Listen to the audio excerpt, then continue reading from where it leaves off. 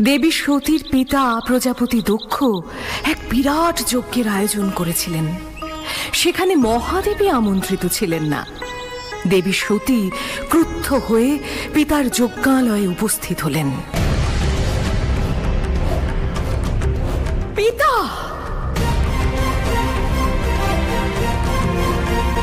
পিতা, এই সভায় সকল দেবগণ, ঋষিগণ, গন্ধর্ব, কিন্নর উপস্থিত, অথচ স্বয়ং মহাদেব কেন আমন্ত্রিত হলেন না? কারণ সে শ্মশানচারী, ভিখারি। তার কোনো যোগ্যতা নেই প্রজাপতি দক্ষের সভায় উপস্থিত থাকার।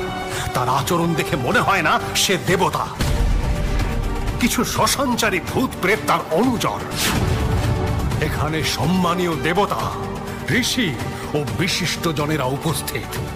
ওই ভিক্ষুক চালচুলোহীন শিবের স্থান নেই এই দক্ষের সভায়। পিতা, পতি নিন্দা শোনা মহাপাপ। আমি আপনার মুখে শিব নিন্দা শুনলাম। এই কর্ণ দগ্ধ হয়ে গেছে পিতা। এমন অনাচার সতী সহ্য করতে পারছে না। আমি এখনই সবার সামনে এই অশুদ্ধ দেহ ত্যাগ করব। সতী, ক্রোধ সম্বরণ করো। এই শ্মশানচারীর জন্য তুমি দেহত্যাগ কেন করবে কন্যা? ওম নমঃ শিবায়, ওম নমঃ শিবায়। মহা সর্বনাশ হতে চলেছে হে প্রজাপতি ব্রহ্মা। জগৎ সংসার ঘোর সংকটের মুখোমুখি।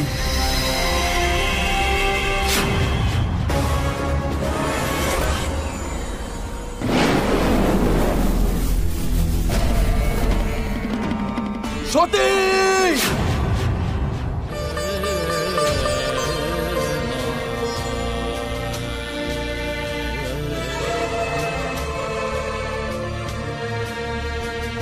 তুমি কি করলে প্রিয়ে? এমন ভাবে আমার পত্নীর প্রাণহীন দেহ কেন পড়ে আছে প্রজাপতি দক্ষ? আপনি আমার পত্নীকে কি এমন কটুবাক্য শুনিয়েছেন যাতে সতীর এমন অবস্থা?